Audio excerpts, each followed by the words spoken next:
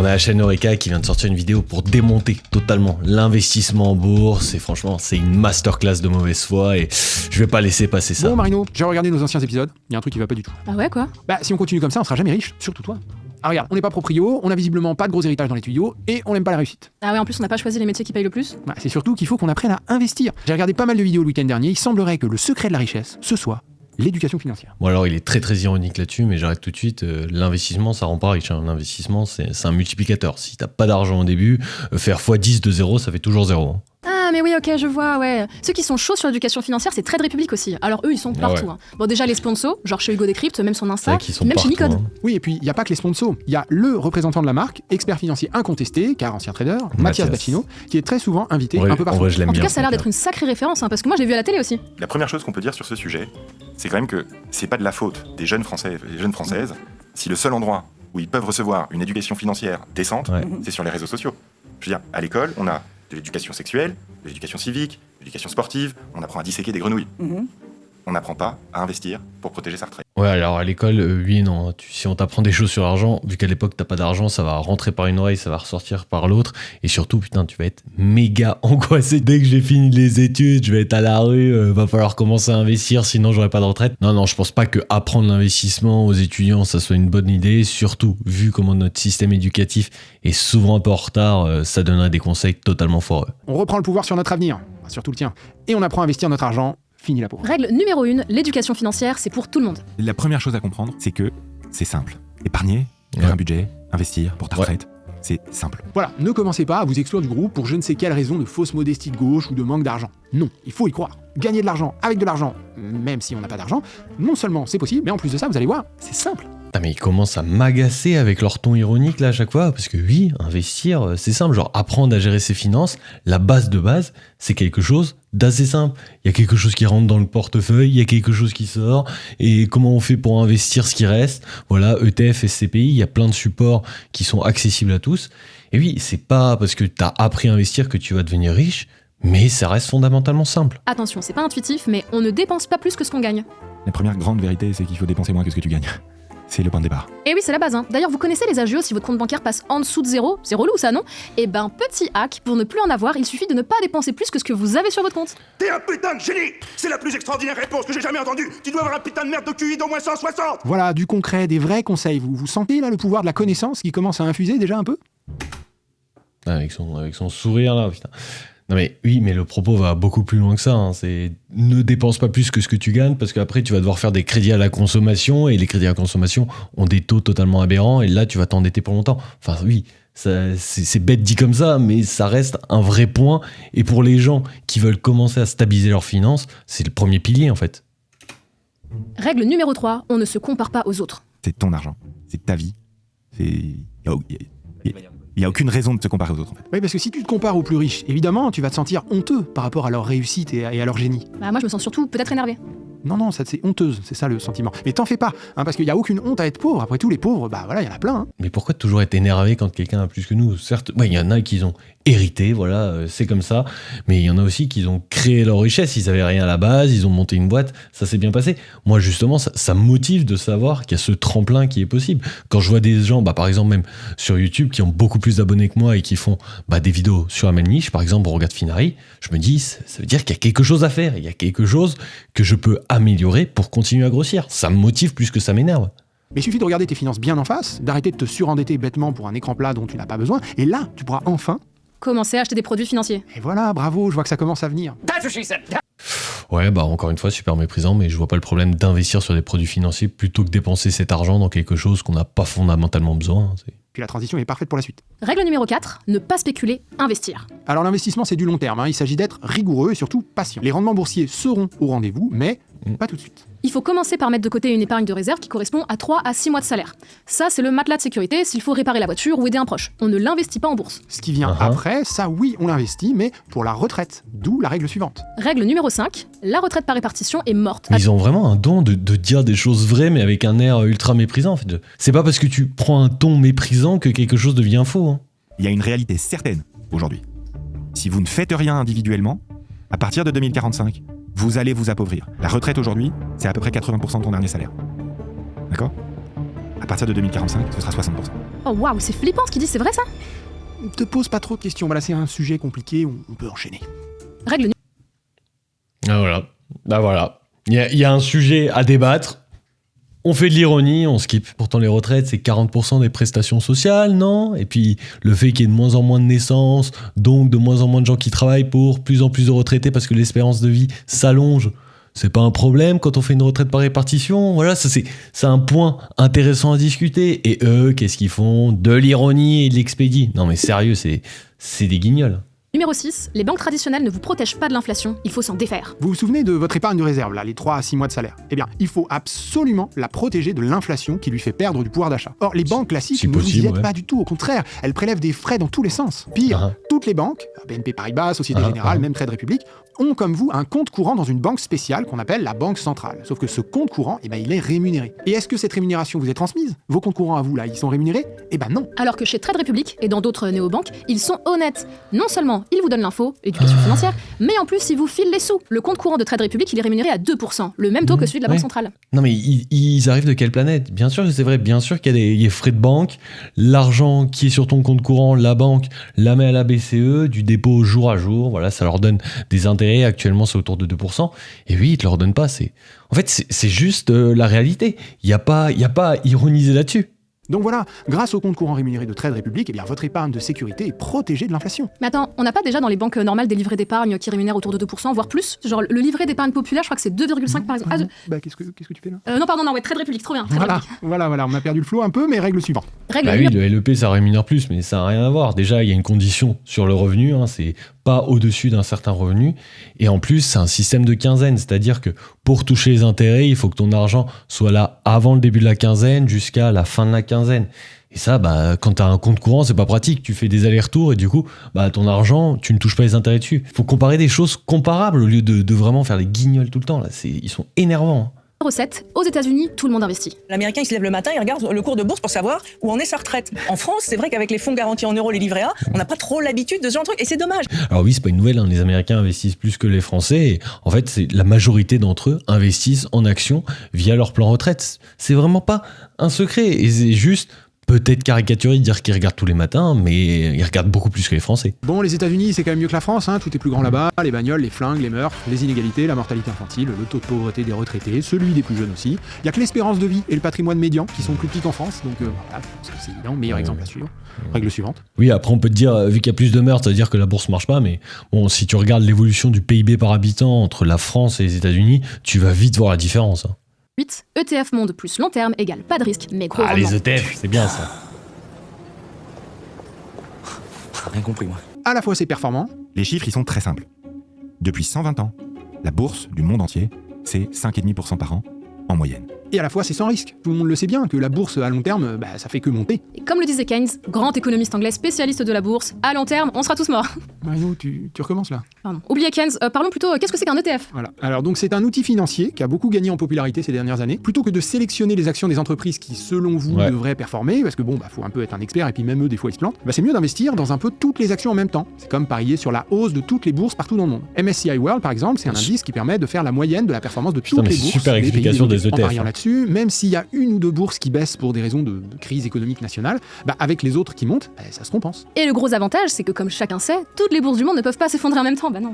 Regardez le MSCI Allez, super, de l'ironie. World, Allez. vous voyez des moments où ça baisse? Oui bon, si on ignore les 2-3 moments où ça baisse, on voit clairement que ça n'a jamais baissé. Putain, Et ouais, on mais n'invente le rien. niveau de mauvaise foi, genre, prendre les 3 endroits où ça a baissé sur un graphique qui remonte jusqu'à 1998 pour dire oh regardez ça se crache jamais. Bah oui, mais si on regarde les chiffres, quand on investit sur un ETF long terme comme ils ont dit, c'est pour le long terme, c'est dans le nom, parce que apparemment c'est pas si évident pour certains. Là je vois quoi, ça commence, on est à 1100 et ça finit à plus de 4500.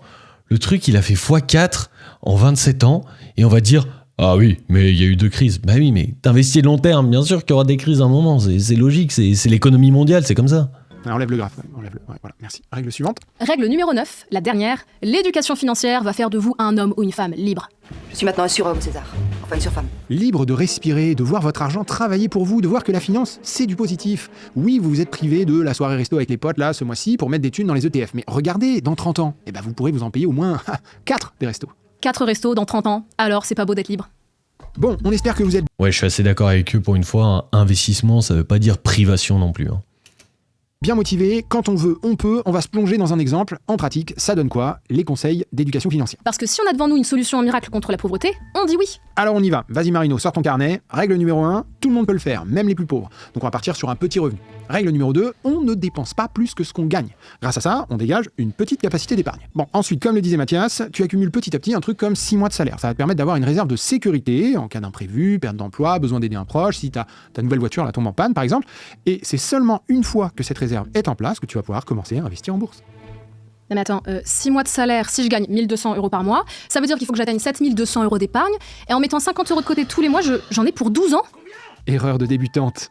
Tu oublies le pouvoir de l'exponentiel. Les 2% de Trade Republic vont se cumuler tel le pouvoir du Super Saiyan et tu atteindras ton objectif en seulement Ah, je suis 10 mort. ans et 9 mois. Voilà. Non, alors... Ok. Bon, quand même, je suis d'accord avec eux. Si t'as 50 € par mois pour investir, c'est vraiment limité. Il faut se concentrer sur autre chose. Bah, comment justement améliorer ce salaire, changer de poste, changer de domaine.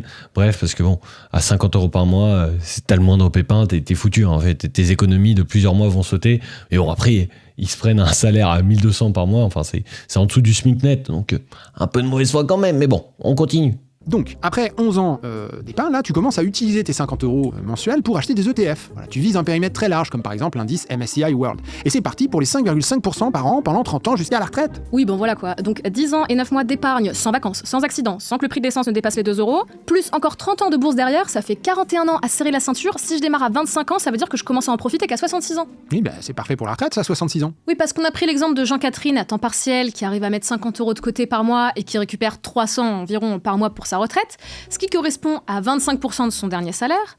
Mais maintenant, imaginez Ségolène Augustin qui gagne 5 000 € par mois et qui réussit à en épargner 1 000. Déjà, son épargne de sécurité est constituée en 2 ans et demi. Jean-Catherine, lui, ça lui a pris 11 ans, hein, donc du coup, Ségolène Augustin pourra bénéficier de pas loin de 10 ans de hausse de bourse de plus que l'autre. Hein. Finalement, ce sera 11 400 € tous les mois pour sa retraite, soit 220% de son dernier salaire. Alors oui, d'accord, 50 € par mois, ça va pas te sauver sur le long terme, mais dire que la bourse est nulle car les riches gagnent à la fin, enfin, c'est ridicule. Hein. Le système de retraite actuel, c'est par répartition, mais moi je trouve qu'il est tout aussi inégalitaire, hein, parce que tu as une retraite indexée sur ton dernier salaire, donc si tu as eu un gros salaire durant ta vie professionnelle, tu auras une grosse retraite, donc forcément les écarts sont toujours là, et en plus si tu as eu un gros salaire pendant toute ta carrière, bah, t'as investi durant ta vie active, t'as acheté 2, 3, 4 apparts, je ne sais quoi, et du coup bah, t'as une rente qui tombe en plus de cette énorme retraite. En fait, il y a des inégalités dans les deux systèmes, hein. Faut pas se limiter à « Ah oui, ça crée encore plus d'inégalités », non. Ah, mais c'est pour ça qu'il faut surtout pas se comparer aux autres, hein. Sinon il y a moyen d'avoir envie de sortir les fourches. Parce qu'en fait, les clés de la richesse avec les histoires de rendement qui s'accumulent, c'est 1. La durée de l'investissement, et 2. Les montants investis. Qui a les moyens d'investir tôt dans sa vie des montants significatifs? Eh ben, ceux qui sont déjà riches, ceux qui ont hérité ou ceux qui démarrent leur carrière avec des revenus importants, comme les traders chez BNP par exemple. Oui, la bourse peut multiplier votre épargne, si tout se passe bien. Mais non, cette multiplication ne sera jamais assez importante pour transformer les pauvres en riches. Pourquoi? Parce que les riches auront toujours l'avantage. La multiplication de la bourse les favorise toujours plus. Ils démarrent plus tôt, déposent plus. Ouais, leur idée c'est, vu que tu deviendras jamais riche avec la bourse, bah du coup, mets pas d'argent de côté, abandonne, reste dans ton coin, reste dans ta galère. Non mais sérieux quoi. Et sinon, par rapport à une banque traditionnelle, le but c'est de réduire les coûts en réduisant au maximum les services. Eux, leur angle c'est la bourse. À part ça, eh ben, vous avez droit à rien. Pas de conseiller bancaire, pas d'autorisation Ouais. découvert, pas de prêt à la consommation ou immobilier, Ouais, quasi pas de ouais. service client et des systèmes de sécurité, notamment contre les arnaques en ligne, bah très faibles. Trade Ok. Republic vous donne un moyen de paiement et un accès à la bourse, et après, démerdez-vous. Maintenant, des C'est accès quoi à le la problème bourse pour les particuliers, bah, ça existe depuis un moment. Hein. Les conseillers bancaires proposent des produits d'investissement boursier aux épargnants depuis des décennies, notamment via la fameuse assurance vie. Alors c'est quoi la stratégie de Trade assurance Republic pour vie qui disrupter est ce marché? chargée de frais et qui a des rendements totalement nazes? Bah oui, mais c'est pas comparable encore une fois. Et bah c'est tout bêtement d'aller chercher les épargnants avant qu'ils ne le deviennent réellement. Là où les banquiers classiques attendent de voir les comptes épargne se remplir avant de proposer leurs produits financiers, et bah les applis boursières elles vont chercher les jeunes avant même qu'ils n'aient acquis une situation professionnelle qui permette d'épargner de manière régulière et significative. Comme ça, ils coupent l'herbe sous le pied des banquiers traditionnels. Ah Donc, bah le oui, cœur pourquoi les aussi. banquiers, ils attendent gentiment que t'aies de l'argent sur ton compte, ils vont pas aller voir les jeunes, parce que les jeunes ils sont fauchés. Et c'est comment tu t'enrichis sur le dos de quelqu'un qui est fauché? Tu peux pas. Alors que sur une appli, bah, sur Trade Republic, qui est 100 000 ou 110 000 utilisateurs, en fait pour eux ça change rien. C'est de l'informatique, c'est tout. C'est comme ça que eux ils coupent les coûts et ils peuvent ouvrir l'application à tout le monde. de Trade Republic et compagnie, ce sont les jeunes encore en études ou en train de commencer à bosser. Et les jeunes, en ce moment, ils sont anxieux. Et forcément, les retraités sont de plus en plus nombreux, le taux de... Puis en plus, vous avez la crise climatique. Bref, comment voulez-vous vous projeter de manière sereine dans un tel contexte? Et c'est là que Trade Republic propose aux jeunes de prendre le contrôle de leur argent. La bourse va vous sauver, vous allez voir, c'est pas si compliqué, soyez maître de votre destin. Tout le monde peut y arriver, mais, non. Si quelques pauvres peuvent... Putain, mais ils détestent d'un niveau phénoménal le fait que tu puisses améliorer ton niveau de vie en faisant des efforts. Non, mais non, t'es en galère. Reste en galère. Ça sera très bien. Non, mais là, ils sont littéralement en train d'essayer de faire culpabiliser les gens qui essayent de s'en sortir par eux-mêmes, tu vois. Tu te dis, peut-être que j'aurai pas de retraite dans 40 ans, ça serait peut-être bien de faire quelque chose aujourd'hui. Non, on va te faire culpabiliser, c'est beaucoup mieux. Reste dans ta merde. Ça se trouve, le système de retraite dans 40 ans, il tiendra toujours et du coup, ces investissements auront été en vain. Mais bon, moi, je trouve que faire un pari aussi risqué, bon voilà, c'est un peu débile. Non, mais sérieux, faut pas faire culpabiliser les gens pour essayer de s'en sortir, hein. Les retraités obtiennent 14% du gâteau national, autrement dit, les dépenses de retraite représentent 14% du PIB. Cette dépense est stable et le corps prédit qu'elle va continuer d'être stable. C'est un des avantages de nos systèmes par répartition. C'est quoi ce graphique? Elle a tracé le trait à la main ou quoi? On est passé de 11,8 à 13,9, c'est-à-dire 2 points, sauf que c'est une hausse de quoi, 17-18%, quelque chose comme ça. Et là, par contre, entre 2025 et 2070, on est plat. Il se passe rien. Non mais c'est totalement délirant de se dire que c'est la tendance normale. Les gens vivent de plus en plus longtemps, il y a de moins en moins de naissances, donc moins en moins de gens pour payer un nombre de retraités qui est en croissance constante, et se dire non, mais le système des retraites va tenir. Voilà, c'est du délire. Autant dire, on va réussir à le garder, ça va être un peu la galère, mais ils oublient un truc aussi, on a 3500 milliards de dette publique. Et une grosse partie de cette dette, c'est parce que tous les ans, on a besoin de faire des emprunts pour payer les retraites parce que ça coûte trop cher. Et il y a un moment, la dette, elle va être tellement énorme que toutes nos cotisations sociales vont partir dans le remboursement de cette dette et on ne pourra plus payer les retraites. Donc peut-être que les dépenses du système de retraite ne seront que de 14% du PIB sur le long terme, mais ça voudrait dire aussi qu'on a des retraités qui sont à la retraite plus longtemps, il y a plus de retraités, mais ils touchent la même somme qu'avant. Donc en répartissant à chacun, les gens, en fait, à la retraite vont tous s'appauvrir. Quoi nos 9 règles à nous d'éducation financière? Alors déjà, c'est encore plus simple, il n'y en a que 5, et en plus, on ne prend même pas de commission. Bon allez, leurs 5 règles là, ils ont été condescendants, et j'ai envie de l'être aussi, sauf que moi je vais un peu argumenter. Bon après il y a le Ulule pour ceux qui sont Non, convaincus. Mario, c'est cadeau. Bon d'accord. Règle numéro 1, l'éducation financière des influenceurs, c'est du marketing. Trade Republic, c'est juste une banque en ligne qui veut capter l'épargne des jeunes actifs avant qu'elle ne soit captée par les banques traditionnelles. Son éducation financière, c'est l'asticot qui se tortille au bout de l'hameçon et c'est tout. Oui, alors merci pour la nouvelle, hein. Le marketing c'est fait pour acquérir des nouveaux clients, mais ça veut pas dire que éducation financière c'est 100% du marketing. Ça voudrait dire que tout ce que tu vois à la télé au sujet de la nutrition par exemple, c'est pour te vendre des compléments alimentaires. Mais non, mais tu vois, c'est vraiment caricaturer la chose. Tu vois, je peux être condescendant aussi, hein, n'importe quoi.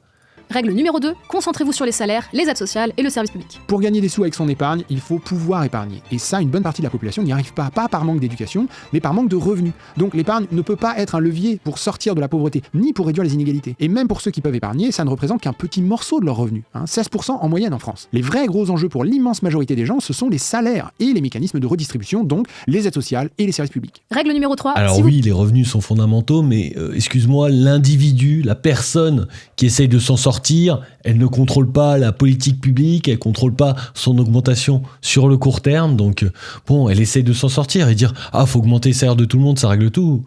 Oui, c'est une vision politique, mais ça va être en rien actionnable pour la personne qui veut s'en sortir. Vous voulez épargner, gardez bien en tête que la bourse fait partie du problème. Bon, on vit dans une société, et si vous avez de l'épargne et que vos livrets réglementés sont au max, il reste pas beaucoup d'autres options que la bourse. Mais il n'y a pas que les actions, il y a aussi les obligations. Vous pouvez devenir créancier plutôt qu'actionnaire. Et puis vous pouvez prêter aux États plutôt qu'aux entreprises. Les fonds en euros dans les assurances vie, c'est ça que ça fait, ça prête aux États. C'est beaucoup moins risqué, et politiquement, ça dit quelque chose. Vous êtes prêt à financer des dépenses publiques. Règle numéro 4. Alors déjà, épargner, investir, c'est pas la même chose, hein. Le livret A est un livret d'épargne, pas d'investissement, il n'a pas vocation à battre l'inflation, il n'a pas vocation à faire grossir le capital, donc ça n'a rien à voir. Et bon, oui, tu peux mettre ton argent sur des obligations d'État, mais déjà, t'es pas sûr de battre l'inflation, surtout si t'appliques les taxes derrière. T'es content d'alimenter un système où l'État, qui est déjà ultra déficitaire, en fait, taxe la moitié de la richesse qui est créée sur le sol français. Ouais, moi j'aimerais bien justement un peu, tu vois, fermer le robinet et voir comment ils font derrière pour justement ajuster et régler les problèmes. Parce que s'ils ont toujours plus d'argent à dépenser, t'inquiète pas qu'ils vont la dépenser, hein. Plus de bourse, c'est plus d'inégalité. Rappelez-vous de celui qui met 50 balles par mois qui se retrouve avec 300 alors que celui qui met 1000 récupère 11 000. La bourse renforce les inégalités entre les épargnants. Maintenant, on sait bien que les perspectives d'avenir sont pas super joyeuses. Qui ne rêverait pas d'avoir un bon placement qui fait plus 5%, plus 10%? Mais en fait, il se passe quoi quand l'argent travaille? Quand la bourse fait 10% alors que le PIB fait 1%, la surperformance de la bourse signifie que les épargnants récupèrent une plus grosse part du gâteau PIB. Le pouvoir d'achat supplémentaire des épargnants ne peut venir que de l'appauvrissement de ceux qui bossent. Règle numéro 5, la retraite n'a pas besoin de la bourse. Alors dire qu'il y a des gagnants et des perdants dans l'histoire, je sais pas, pour moi, il y a une croissance générale. Du coup, vu que le gâteau qu'on se partage est plus grand, c'est possible que tout le monde ait plus de gâteaux. Certes, voilà, les épargnants, non, pas les épargnants, les actionnaires, c'est les actionnaires qui touchent. Ils ont du mal avec épargne investissement. Oui, les actionnaires touchent plus, mais aussi il y a l'aspect que eux ils parient sur la croissance future. Donc il y a cette notion de risque, alors que le salarié, lui, son salaire est assuré. Donc clairement, il y a des inégalités qui se creusent avec la bourse, mais faut pas dire que l'actionnaire est en train de prendre de l'argent dans la poche du travailleur non plus. Il est évident qu'une population doit prendre soin de ses anciens et de ses jeunes. Il faut que la population active produise des richesses pour les donner aux anciens qui peuvent plus autant contribuer et aux jeunes qui contribuent pas encore. Mais en quoi la bourse serait-elle légitime pour dire ce qu'il faut donner aux anciens? Alors si la bourse se plante, les anciens sont pauvres, par contre si elle monte, ils sont riches. Mais pourquoi? Quelle est la logique? Personne ne contrôle la bourse. Elle peut faire n'importe quoi. Ne devrait-on pas plutôt décider collectivement des richesses que l'on veut donner à nos anciens? Et c'est exactement ce que permet notre système par répartition. Si on veut leur donner plus, on augmente les cotisations. Si on veut leur donner moins, on diminue les pensions. À part si on est un financier qui veut récupérer des commissions au passage, pourquoi vouloir connecter les retraites à la bourse? Aujourd'hui, on est face à un... Bon, alors encore une fois, c'est une vision plus politique qu'autre chose, parce que le système de retraite, pour moi, oui, la répartition, c'est l'aspect collectif. Quand on fait par capitalisation, il n'y a plus cet aspect individuel. Mais regarde aujourd'hui, si tu veux diminuer les pensions, tous les retraités vont gueuler parce qu'ils n'ont pas envie que leur pension diminue. Il y en a, ils sont en galère, ils se serrent la ceinture tous les mois, ils ont travaillé toute leur vie pour avoir leur pension. Je les comprends, t'as pas envie de réduire ce pourquoi t'as travaillé toute ta vie. Ceux qui s'approchent de la retraite, ils n'ont pas envie qu'on décale l'âge de la retraite parce que ça veut dire qu'ils vont devoir encore courir quelques années. Et puis par contre, les jeunes, eux, ils ont vraiment cette pression de dire vas-y, on doit porter tous ceux qui ne travaillent pas encore et en plus les retraités. Donc vraiment de plus en plus de pression parce que, encore une fois, la classe active est de moins en moins large.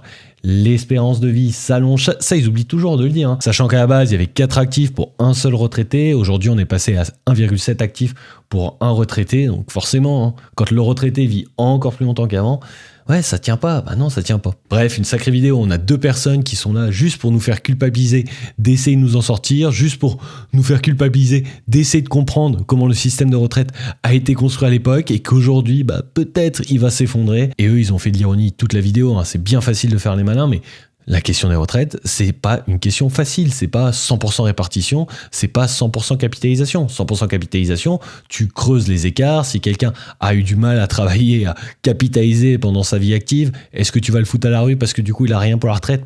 Non, tu vois, il faut quand même un juste milieu, il faut une genre de retraite hybride si on peut dire. Mais par contre, il y a un vrai point fort de la capitalisation, c'est que ton argent, au lieu de la donner à les retraités qui vont la consommer, la dépenser tout de suite, là, durant toute ta vie active, tu peux prendre cet argent et l'injecter dans l'économie française. Ça, ils n'ont pas capté. Dans l'économie française, ça va donc créer de la croissance et qui sait, peut-être générer des augmentations de salaire, une hausse du pouvoir d'achat.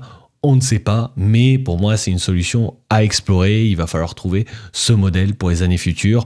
En tout cas, c'était Rémi. J'espère que la réaction à cette vidéo t'a plu. Si t'as un avis, si t'avais vu la vidéo d'Eureka, n'hésite pas à me mettre un commentaire. Et sur ce, je te dis à la prochaine. Ciao!